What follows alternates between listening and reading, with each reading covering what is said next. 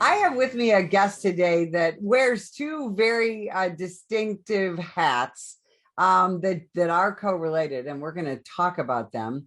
But he's the CEO of a well-known company in American law enforcement, but he's also a podcaster. But more than that, he's a storyteller, and he is a guy who wants to make sure that we don't forget our history in the law enforcement profession. Jon Becker, welcome to the show. Thank you so much, Betsy. Appreciate you inviting me. So first, let's talk about Aardvark Tactical, which I just love the name.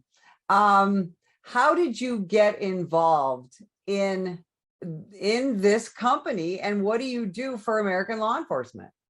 So I founded Aardvark when I was 17 years old, my first year of college, doing rock climbing equipment. And I sold ropes and harnesses and those kinds of things. And I felt like I needed to know more about the equipment than my end user did because I didn't want to be a sales guy. And so I learned a lot about the product. And I started to deal with SWAT teams and military special operations groups quite a bit who were buying rappelling gear from me. And that turned into, hey, can you get us this? Can you get us that? And I was lucky enough to hook into the guys who were the founders of modern tactical science. It's just by dumb luck. I always say my story is kind of tactical Forrest Gump. I've been in the right place at the right time a number of times. And so I was fortunate enough to early in my career meet many of the guys who were responsible for the growth of special tactics in the United States and the initial training and those kinds of things. And that was ultimately what gave rise to the business. And now it's a large military and law enforcement distributor and manufacturer and integrator. Now, you know more about special weapons and tactics, what we call SWAT, than a lot of cops do. So I want you, one of the things I want you to do is explain to people, why would a SWAT team need ropes and climbing equipment? And I say this as the wife of a guy who went to LA SWAT school. And one of the pictures we have framed is him rappelling down this tall building. Talk about the need for that and the equipment necessary. So I think originally the idea behind it was kind of a military idea of, morale building and confidence building. But in modern special tactics, ropes serve a number of purposes. One being access difficult locations. This weekend, you saw New York Fire rescue somebody with ropes work that would have otherwise died for sure. But, you think about law enforcement finds themselves in difficult situations where people are injured at elevation. They need to access high locations. They need to be able to climb. Units like LAPD, LA Sheriff, New York ESU are dealing with people who might climb a bridge and say they're going to kill themselves. So there's still a big place for rope work in law enforcement. And that was the genesis of the business. And obviously the business grew way out of that as it grew, but it was a very good anchor for the business when it first started. What are some of the things that Aardvark offers besides the ropes and that kind of equipment? So my job is to protect tactical operators. And it's probably easiest to describe it by who my client is. My client ranges from small domestic SWAT team to larger counterterrorism team. So, small domestic SWAT team, Laverne Police Department, Tempe, Phoenix, up to LAPD, the FBI hostage rescue team, most of the federal agencies. And then we also deal with a lot of special operations units, military special operations units. And then we do a bigger integration business with the Department of Defense that is, hardening forward operating bases and protective equipment. We do all the riot gear. We've done all the riot gear for the National Guard for 20 years. So it's kind of a broad swath, but the easiest way to describe it is my guy is in a tactical situation most of his day. Right. So first of all, I have to ask, why Aardvark? So, when I started the business, I had people suggest names, and I wanted something that was kind of nondescript that didn't really completely tell you what the business did. And one of my friends jokingly said, call it Aardvark. It'll be the first listing in any phone book. And a couple of weeks later, Aardvark was what I remembered. And as we moved more into larger government contracting, and more into tactical stuff. Everything is named, Falcon and Tiger, and it's all these aggressive raptors and large cats. And there was something kind of ironic and funny about aardvark. And now, 35 years later, 37 years later, it's stuck. And the one thing we did realize kind of by accident was once you knew aardvark, you weren't going to forget it.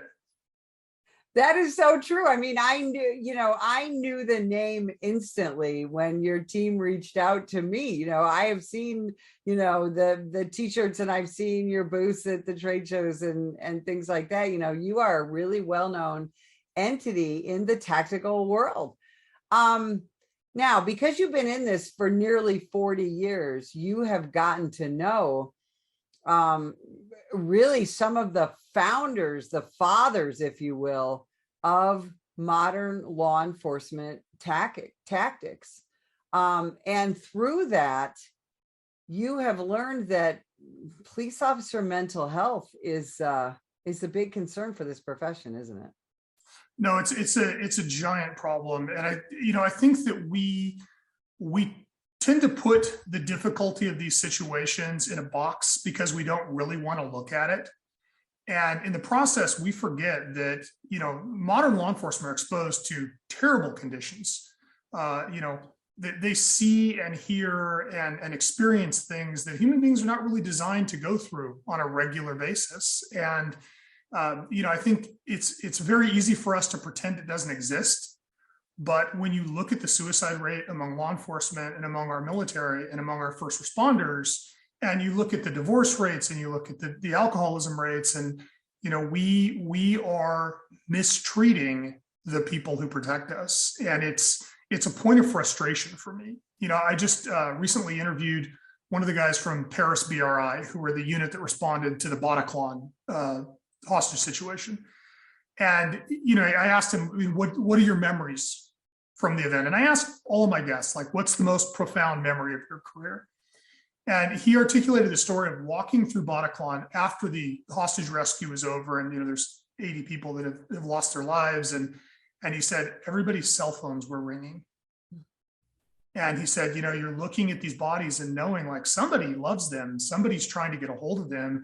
And it's about to have a horrible experience. And he said, that's the thing. He said, just, the smell and the sounds and all that stuck with him. He said, but all of the cell phones and all the ringtones and seeing people's phones light up on them haunts him to this day. And I think we underestimate the damage that is inflicted by these kinds of events. Right. And that's the thing is I think the American public don't really understand the impact that of course, we all think about the initial impact, but the aftermath of those types of situations. We see it in the news, read about it in the paper, whatever, and then we go about our daily business. Whereas the first responders, the tactical operators that you interview, they are a part of that situation for days, weeks, and very often for the rest of their lives, aren't they? No, it's, I'll tell you, so a couple of people that I've interviewed, one of them, Ron McCarthy, who was one of the early members of LAPD SWAT and NTOA. And I mean, Ron is a legend. And I asked Ron that question, what's the most profound memory of your career? And instantly his eyes flooded with tears. And he said, watching my first partner be murdered. Mm. And I mean, that's 65 years ago. Right. Like, these guys are articulating stories that happened in 20, 30, 40 years ago. And you can see the pain. You can see them, as they're relating the story, you can see them reliving it. And right. I don't think we take it seriously enough. And I think part of it's because we don't want to. Right. It's complicated. It's difficult. It's easier to just pretend it doesn't happen. But when we look at what's currently happening, especially with our nation's elite operators, whether it's, SEALs and Delta guys, or it's longtime SWAT guys, like the suicide rates are ridiculous. I mean, we have got to do something, and we're failing them as a country. We're failing the people that have taken care for us and have put themselves in harm's way on our behalf.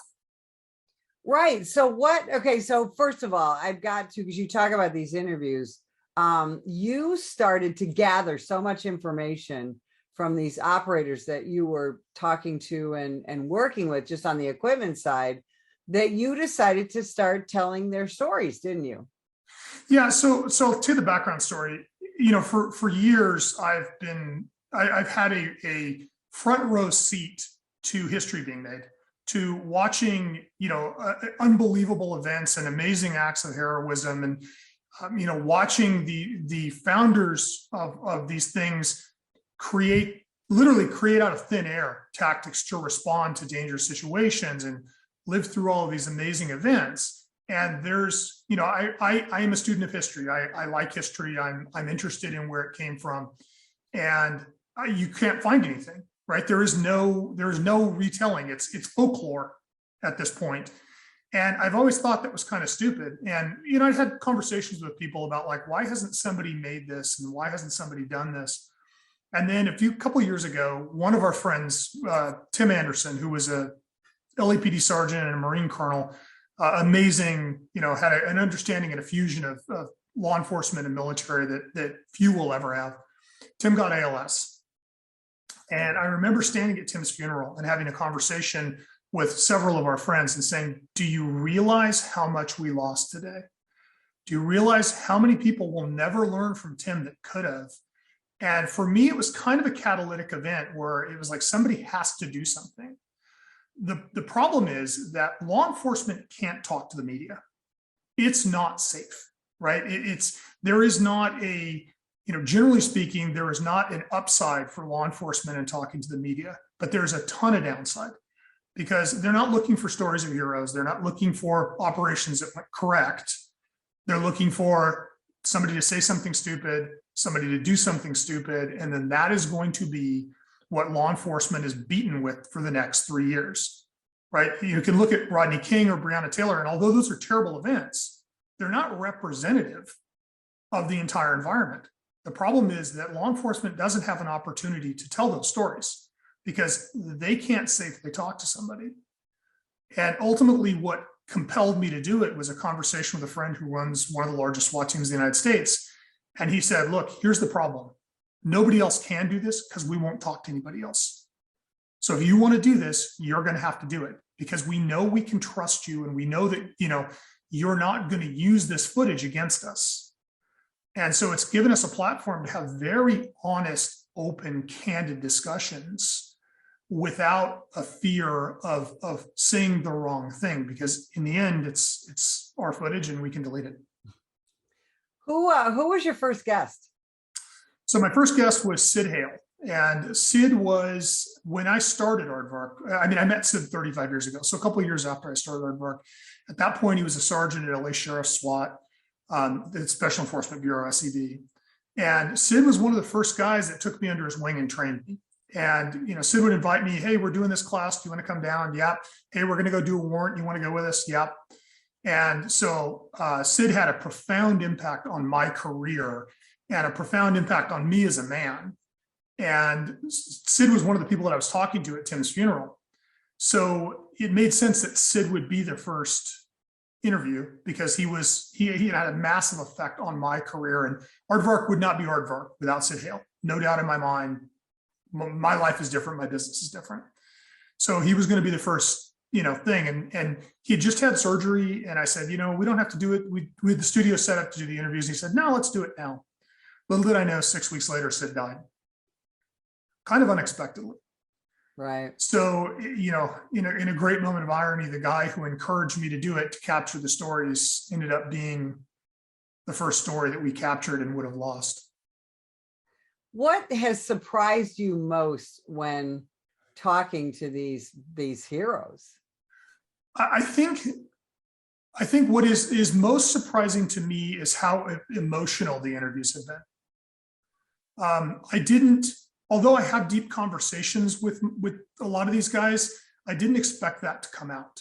I didn't expect these guys to be emotional and tear up and relate painful things. And they've been much more open than I expected. Another thing that has really surprised me is the reaction of people who I consider kind of anti-law enforcement. My friends who were maybe not pro law enforcement, maybe not completely anti-cop, but clearly not on law enforcement side. Critical, I guess would be a good word. I've had several conversations since we launched the show where people have said, God, I had no idea these guys were this smart. I had no idea these guys were this thoughtful. I think there is a perception that the average SWAT operator's knuckles drag when he walks, and he likes to hit things with a club. And generally speaking, in 37 years of doing this, couldn't be farther from the truth. They're frequently the deeper thinkers in the department, and especially when you get into really proficient teams, you're talking about guys who have spent their careers in this specialty and are very, very professional at what they do. Well, and I think that's one of those myths out there. And part of it is because of, the television shows that show what a SWAT team does and this and that. And then also, again, just that little snippet of information that people tend to get about, a SWAT operation, about the service of a search warrant, things like that, where they don't get enough information. And so just like you said, they think that these guys are a bunch of, knuckle dragging morons that just put on a bunch of gear and bust in a door willy-nilly. And like you said, and I've been on a lot of search warrant services. Nothing could be further from the truth. Tell people, without telling them everything, how much planning goes into your average operation. So it's interesting. That's one of the things that we talk about. We talk about in several of the interviews, we talk about selection. We talk about kind of planning and I think that's one of the things that surprises people is how detailed everything is. Now, certainly, history is replete with examples where that didn't happen and it didn't go well. The problem is that we only hear about that, right? We hear about man bites dog. We don't hear about the, 999,000 times it goes correct. We hear about the one that goes sideways. One of the more interesting statistics that came out of our early interviews was the current one of two lieutenants that runs LAPD D platoon, which is LAPD SWAT, shared with us some statistics that they've measured over the last 13 years. And when LAPD SWAT is activated, it is a serious operation. They don't serve very many search warrants. Everything is pre-vetted. It is, when you push the big red SWAT button, something has really gone wrong in the city of Los Angeles, right? It's a criminal, a felon with a position of advantage and a weapon that won't surrender. That's what it takes to push that button. So you think about how that down selects the number of cases. And then one of the statistics he shared is that they use force of any type, and I'm talking about a wrist lock, in 8% of their cases. They use deadly force in 1.4% of their cases. So, you have a 98% chance after being a felon with a weapon who has refused to surrender of being negotiated out.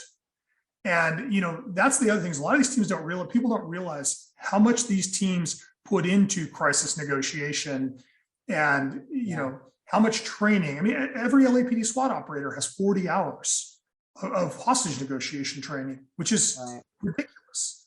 Everybody is a negotiator. And that's true in almost all of the major metropolitan teams, whether it's New York ESU or LA Sheriff's SEB, like all of these teams have this amazing negotiation component. So most of the time, they are able to talk people into surrendering. How does defunding a police department affect these teams? It's interesting, there's been this big push to defund law enforcement. And I think what we don't understand when we move to defund law enforcement is what we defund is training. What we defund is kind of the sharpest part of the sword, right? Because police departments have to have patrol units. And so, they have to meet their minimum staffing. So what goes away when we pull funding away is high-end training. It's things like hostage negotiation training. It's things like, movement, and it's funding for the SWAT team, which in my opinion just increases the likelihood of a bad outcome, because law enforcement doesn't have the option of walking away, right? So it's very easy to say, well, let's just get rid of the SWAT team. Okay, well, then that means that somebody that doesn't have that training is going to be dealing with that tactical situation. Well, and that's what we see, I know, because you deal with some really small SWAT teams as well, right? Yeah, for sure. And when you're a smaller agency with a smaller team, it might be a regional team. This isn't going to be a full-time team. And like you said, training is tantamount, because someone is going to have to serve that warrant. Someone is going to have to deal with that hostage barricade situation. And if they don't have the training, it is very likely to go bad. Jon, where can people find out more about Aardvark? And then where can they find more about the podcast? How can they listen? How can they share it? So Aardvark is easy. It's just aardvarktactical.com. 2 A's in Aardvark. And the podcast is thedebrief.live. And you can go to the website and see lists of the episodes. It's available in virtually all the platforms that people consume podcasts from, whether it's YouTube or Spotify. The first season was all shot in video. So it's shot in high definition in a studio. And so, I would suggest watching it on YouTube if you have the time. But we're finding most of our users actually are listening on Apple Podcasts or Spotify frequently while they're working, which is great. Absolutely. Jon Becker, thanks so much for spending time with us today. And if you would like more information about the National Police Association, visit us at nationalpolice.org. Ma'am, put the gun down! Put the gun down! Last year, law enforcement officers were involved in hundreds of thousands of use of force incidents. A use of force incident is when an officer must use nonverbal tactics to gain control of a dangerous situation. Put the knife on the ground. In many cases, officers have no choice but to use force when a suspect doesn't comply with a lawful order. Use of force is always ugly. No one likes it, especially police officers. Together, we can help de-escalate these dangerous encounters. Help police officers by complying with their lawful orders. Don't attack, attempt to disarm, or flee from an officer. Use of force is an officer's last option. Most incidents can be avoided by not resisting arrest. If you feel you've been wrongfully detained by a police officer, then seek a legal solution after the encounter has been resolved. Let's keep everyone safe. Comply now and complain later.